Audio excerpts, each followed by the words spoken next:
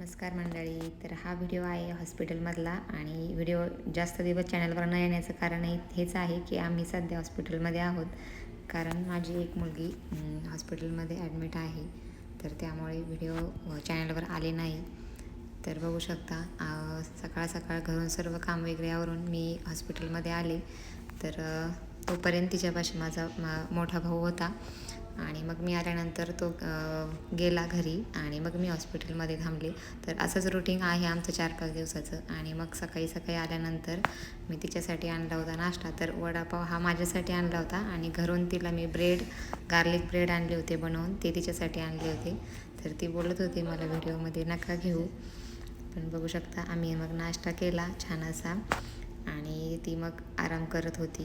तर बघू शकता. आणि हा आहे हॉस्पिटलचा 9व्या मजल्यावरूनचा व्ह्यू. आणि नंतर दुपारी घरून आणलेलं जेवण केलं. चला